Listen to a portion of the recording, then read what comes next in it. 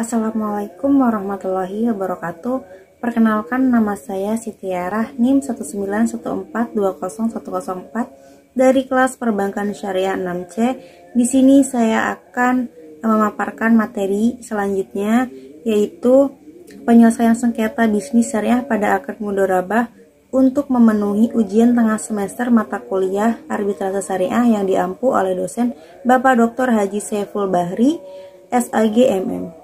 Baik, materi yang selanjutnya yang akan saya bahas yaitu tentang penyelesaian sengketa bisnis syariah pada akad mudharabah. Pengertian bisnis syariah. Bisnis syariah adalah segala sesuatu yang berkaitan dengan jual beli yang berlandaskan hukum syariah atau sistem Islam.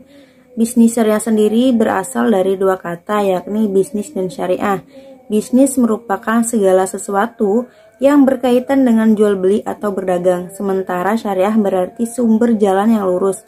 Namun, bisnis ini lebih mengarah kepada hukum Islam yang sesuai dengan Al-Quran dan hadis.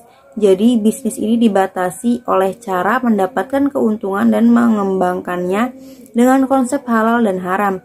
Jika halal dijalankan, namun jika haram maka ditinggalkan, sehingga bukan melulu tentang keuntungan namun juga mendapatkan keriduan dari Allah. Dan yang dimaksud dengan ekonomi syariah adalah pembuatan atau kegiatan usaha yang dilaksanakan menurut prinsip syariah yang meliputi bank syariah, lembaga keuangan mikro syariah, asuransi syariah, resuransi syariah, reksadana syariah, obligasi syariah, dan surat berjangka menengah syariah, sekuritas syariah, pembiayaan syariah, pegadaian syariah, dana pensiun, lembaga keuangan syariah, dan bisnis syariah. Kemudian ada juga macam-macam sengketa ekonomi atau bisnis syariah. Perselisihan ekonomi syariah merupakan ranah sengketa dalam kegiatan bisnis atau berdagang. Sengketa ekonomi syariah dapat terjadi sebelum maupun pasca perjanjian disepakati, misalnya mengenai objek perjanjian, harga barang, dan isi perjanjian atau akad. Timbulnya sengketa disebabkan dari beberapa faktor. Yang pertama, konflik data.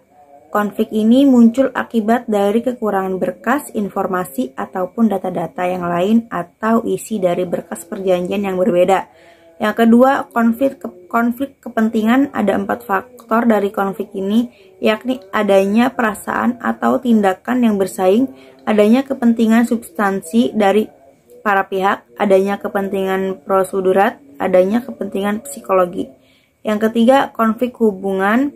Konflik ini terjadi antara hubungan emosional yang kuat, adanya kesalahan persepsi, miskin komunikasi atau kesalahan komunikasi, dan tingkah laku negatif yang berulang-ulang. Yang keempat, ada konflik struktur. Hal ini muncul lantaran adanya pola merusak perilaku atau interaksi, kontrol yang tidak sama, kepemilikan atau distribusi sumber daya yang tidak sama, adanya kekuasaan yang geografi, psikologi yang tidak sama, atau faktor-faktor lingkungan yang menghalangi kerjasama. Kemudian yang kelima, ada konflik nilai.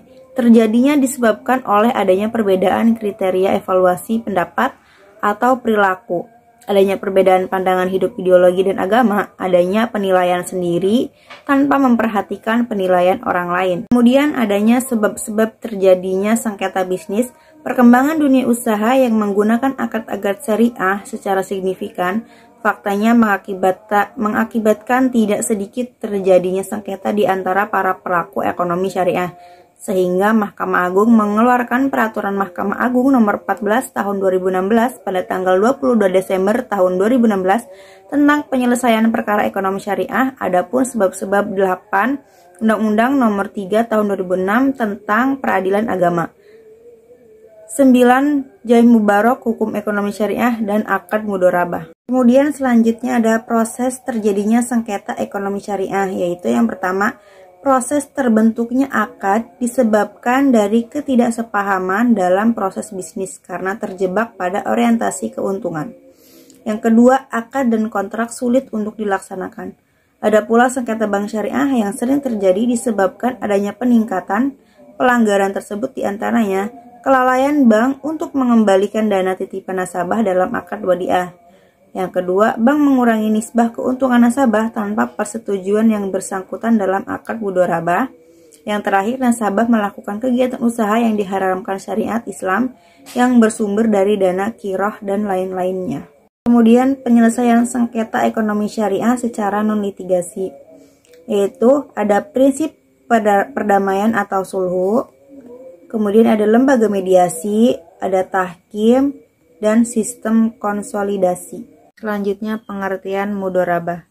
Akad mudorabah secara bahasa dari kata rabaha yang ditambah alif untuk menunjuk kaistirak atau kebersamaan atau bersekutu, atau murabaha diartikan memberi keuntungan atau laba. Secara istilah yaitu jual beli barang dengan tambahan harga atas dasar harga pembelian pertama dengan jujur, atau jual beli barang pada harga asal dengan tambahan keuntungan yang disepakati oleh kedua belah pihak. Kemudian, selain Al-Quran dan hadis, terdapat sumber-sumber hukum lainnya yang bisa dijadikan dasar dalam penyelesaian perkara perbankan syariah, termasuk pada sengketa mudorabah, yaitu diantaranya isi dari perjanjian yang sudah dibuat di awal oleh para pihak yang bersangkutan. Kemudian, aturan perundang-undangan di bidang perbankan syariah. Kemudian, jurisprudensi dan doktrin. Penyelesaian sengketa dengan akad mudorabah dapat diluruskan serta sengketa dapat diselesaikan melalui perdamaian dan atau pengadilan. Hal di atas sudah sesuai dengan penyelesaian sengketa ekonomi Islam yang berdasar ketentuan Islam, yakni dapat melalui perdamaian, arbitrase, serta pengadilan. Upaya penanganan serta penyelesaian permasalahan di antaranya terdapat upaya penyelamatan dan ada upaya penyelesaian. Yang pertama, upaya penyelamatan, yang mana upaya tersebut lebih fokus pada tercapainya pembayaran kembali. Serta yang kedua, terdapat restrukturisasi dan tindakan hukum yang dibutuhkan.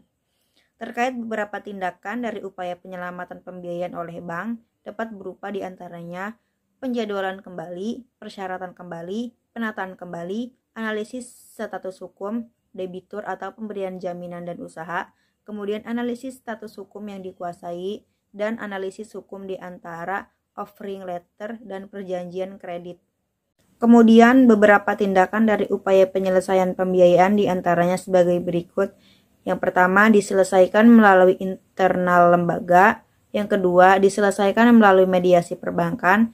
Yang ketiga, diselesaikan melalui arbitrase dan basyarnas. Yang keempat, diselesaikan melalui pengadilan agama. Cukup sekian dan terima kasih materi kali ini yang saya sampaikan. Kurang lebihnya mohon maaf. Wassalamualaikum warahmatullahi wabarakatuh.